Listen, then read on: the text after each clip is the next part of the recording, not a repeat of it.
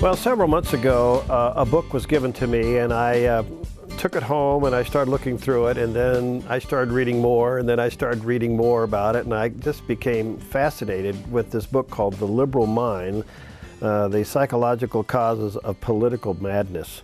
With us today is Dr. Lyle Rossiter. He has received his medical and psychiatric training at the University of Chicago.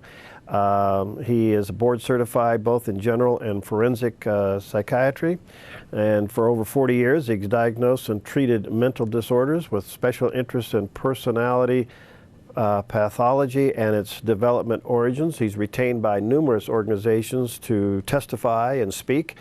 And Dr. Rossiter, what a delight to have you with us, sir. Thank you for having me.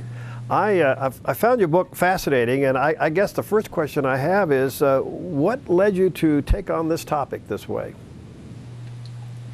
About 35 years ago, I began to notice that what I heard in the political arena echoed what I observed clinically in people that I treated and evaluated and diagnosed. And I began to make some notes and make some careful observations about the kinds of ideas and affects or emotions, excuse me, and behavior that politicians engage in. And it became increasingly apparent to me that there's a good deal of psychopathology in the political class, whether they admit it or not. So, given that interest, how would you describe then liberalism? Well, liberalism is a very complex entity, of course. And by the way, we're talking about modern liberalism, not the 19th century liberalism, which was closer to libertarianism and essentially conservative in its political beliefs. Modern liberalism is a kind of holy grail among modern liberals, and it represents many things, among them a kind of idealized embodiment of the state, so that the state becomes a kind of god. Modern liberalism is to some extent a religion for modern liberals. And on the other hand, for those of us who are libertarian and conservative, modern liberalism is very much of a nightmare. I must say I'm hard-pressed to do better than Winston Churchill's quote. He said socialism is a philosophy which is basically equivalent to modern liberalism. Socialism is a philosophy of failure, the creed of ignorance, and the gospel of envy, and its inherent virtue is the equal sharing of misery. That's a pretty good start.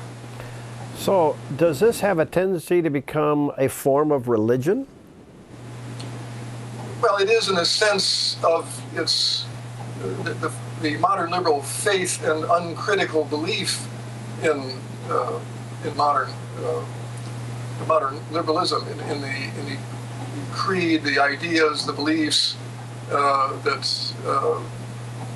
citizens can't be trusted to run their own lives. They're not competent to run their own lives. A good life is a government entitlement, government force used against the citizens ostensibly on their behalf is fully justified.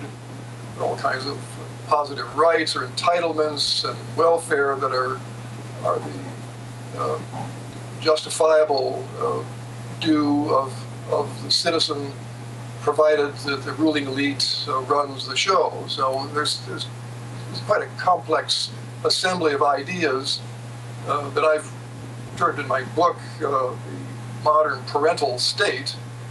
And so since then, I've added the modern permissive culture to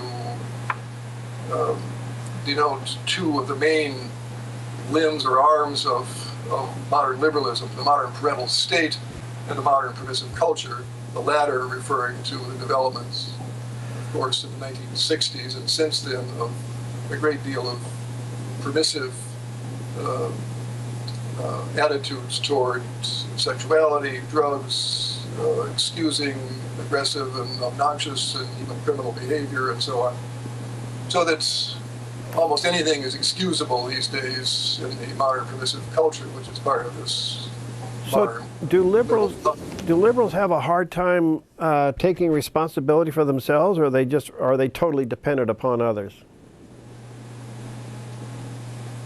The modern liberal idea of responsibility is certainly very different from the traditional ideas of responsibility that you and I assume, share. In particular, the idea that we are responsible for our choices, and we are responsible for the outcomes, the consequences, the results of our choices, and we are assumed to take those consequences and deal with them. If they turn out very well, so much the better. If they don't, we take them anyway, deal with them, learn from them as best we can, and go on. The modern liberal is very inclined to excuse almost any behavior and account for it on the basis of faulty social structures.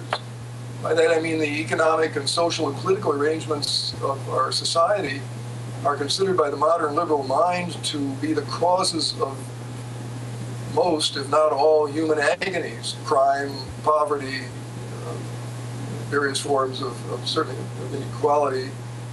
So that rather than holding the individual responsible for making a good life for himself, and if he messes up, for holding him responsible for making a mess of his life, rather than that traditional idea, which is intuitively correct, the modern liberal believes that if we could just get rid of capitalism, the rich, big business, big corporations, if we can get rid of the traditional social structures that defined our country, including the Constitution, then we can put together a government, a ruling elite of liberal geniuses who will engineer society. We now have, according to modern liberalism, the means through our social scientists to construct a society where universal brotherhood and mutual support and caring and compassion will be the norm, and no one will have to suffer slings and arrows of misfortune because the government will rescue us. You know, it's so interesting. 30, almost 40 years of doing talk radio and television. When I have, on a very polite and civil way, talked to liberals and trying to find a way to communicate with them, what's so interesting to me is that there just seems to be a raw blindness about reality. In other words, when you look at certain things that would obviously point that the road that they're on, the way that they are going, isn't working, and yet they just seem to ignore that. It's kind of like, if you just do more of what we're saying, it will work. It almost creates an impasse that you cannot be rational. You can't communicate with them. There doesn't seem to be a breaking point. Yes, one of the most basic of our psychological defense mechanisms is to simply stop thinking about something. You can call it depression or denial or dissociation or whatever you want to, but ultimately it involves not thinking about something that is unpleasant or threatening or stressful. And your observations are entirely correct. One of the things that characterizes the modern liberalism is its appalling denial of, among other things, economic realities. Liberals act as if there has been some repeal of the fundamental laws of economics, of price, scarcity, supply, demand. These things simply don't apply in their idealized world, and so their economic policies end up bringing us what is now the evolving train wreck of Europe, Greece in particular, but also Italy and Spain, and Portugal and France are going to follow pretty soon. So in California and Illinois, where I live in Illinois, and California and Illinois are roughly tied for poster children of the modern liberal agenda, having wrecked not only economies, but the political culture. Are you possibly saying here that modern liberalism is a psychological disorder? No, I think it's an ideological matter, and not all ideologies are expressions of psychiatric disorders. No, I don't think it's necessarily a diagnosable psychiatric disorder, although in some cases the people who hold these ideas are so irrational and so highly disconnected, strongly disconnected from reality that one begins to suspect, without necessarily being a psychiatrist, one begins to suspect that these people are quite deranged. You mentioned earlier in the program your own observations about the extent to which modern liberals are in denial about certain aspects of reality, and I mentioned something about economic reality, but it's also true that they deny much of our social reality as well, the need for people to have, for example, freedom of association. So I think while modern liberalism by itself doesn't count as a mental disorder, some of the people who hold it are quite obviously disturbed. I find it so interesting that the most valued institution in our culture is the family, and yet the liberal mindset seems to be so against the traditional family. They think that the family needs to be modernized into something other than what really has been successful. I don't get their attack on the family. Yeah, to quote one prominent liberal, it takes a village. And many liberals do attack the family and discount it as a fundamental socializing and civilizing entity in our culture. In fact, in all cultures. Historically, if you look at evolutionary biology and evolutionary psychology, there's no question about the central role of the family in civilizing and socializing children and rearing them to become, in their own particular cultures, competent adults.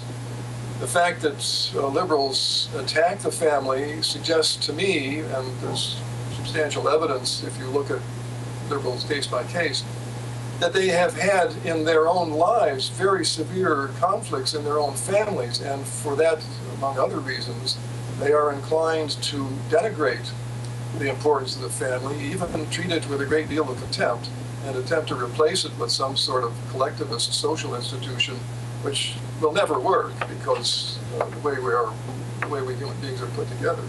So where does this begin? Is it a result of academia? Is it a result of a broken family? Where does this liberal mindset or a psychological issue begin to take root in a person?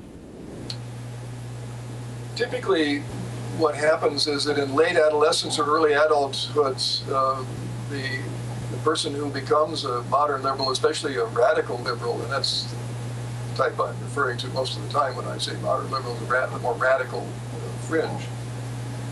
Typically, those folks have an awakening that makes them suddenly believe that a collectivist, statist, modern liberal structure of society is going to solve all our general problems and their problems in particular. Modern liberalism has a tremendous appeal to a person who has had great difficulties in his own personal life. And one of the things that a political philosophy like modern liberalism can do for you is to convince you that your problems, whatever your failures, shortcomings, deficits, problems in relating to other people, your own conflicts, your own inclinations toward anxiety or depression or temper tantrums or whatever, you can become convinced that those problems are due to faulty social institutions rather than something that's amiss in your own psyche. And so modern liberalism becomes a kind of a global therapy and an answer to the agonies of the human experience. So, and typically, particularly those people who have found that their liberal beliefs collide with reality repeatedly, not just in economics, but in social and political arenas as well.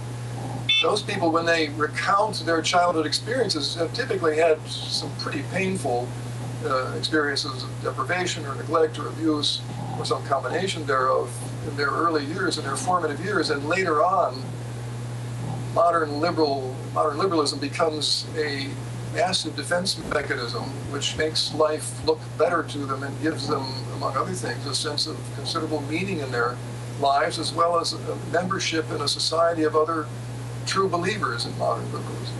If modern liberalism, Rossiter, if modern liberalism has its complete way, what happens to the rule of law? It goes by the board. The rule of law has at least two very important principles. One, it applies equally to everyone. Hayek, among others, has emphasized the importance of that particular principle. But it's, of course, implicit in our founding fathers' construction of the Constitution and their conception of a rational, orderly society. You know,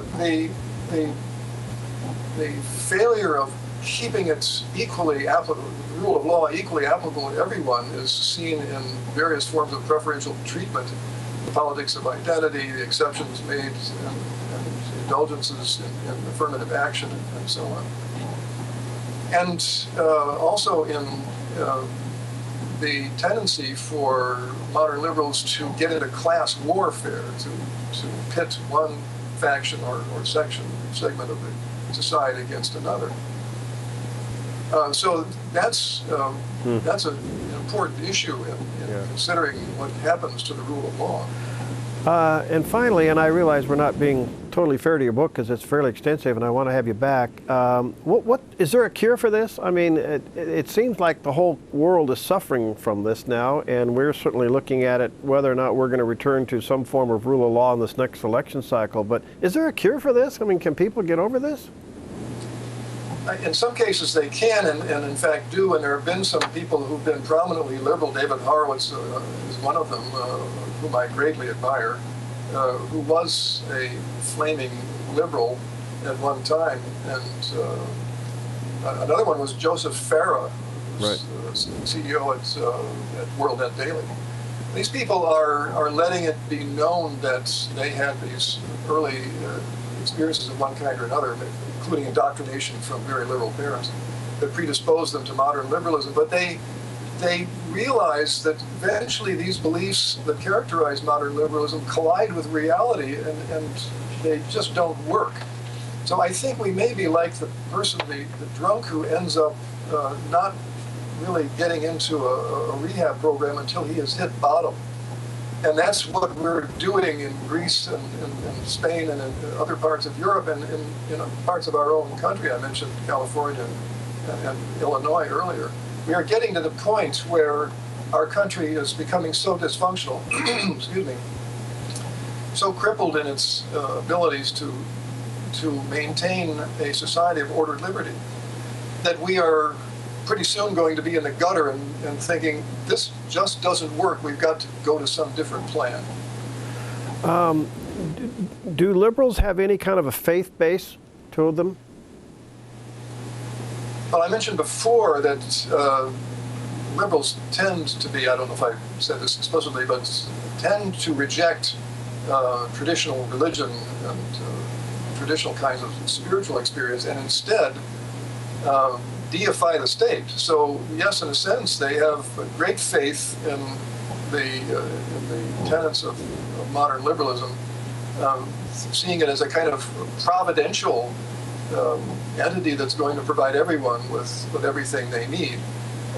That faith too continues to run up against the hard facts of reality, and eventually it simply fails to work, and the consequences, unfortunately, are often catastrophic. I'm afraid for our own country that we're heading in that direction. Well, it's a fascinating research. How's the response been to the book for you?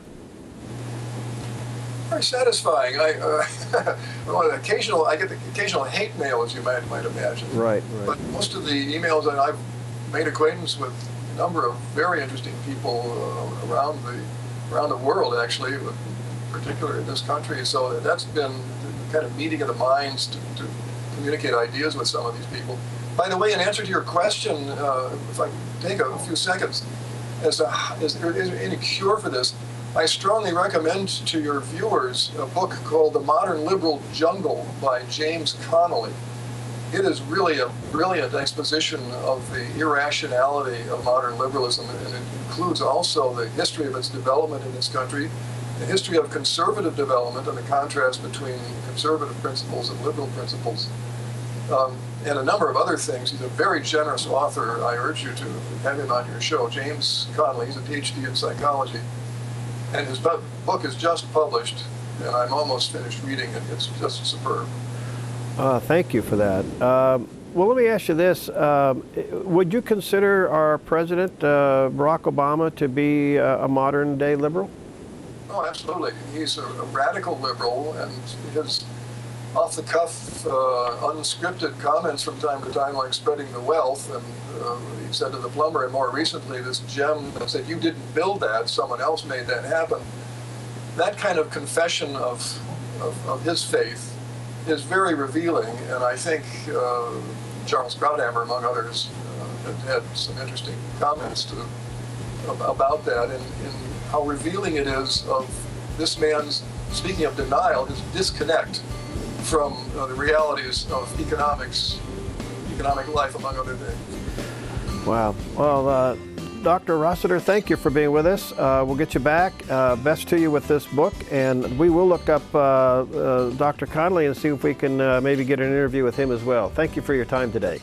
You're very welcome. Thank you for having me. Thank you. All right. Again, the name of the book is called The Liberal Mind and the Psychological Causes of Political Madness. Check it out at Barnes & Noble or online at Amazon. And we'll see you tomorrow on Focus Today.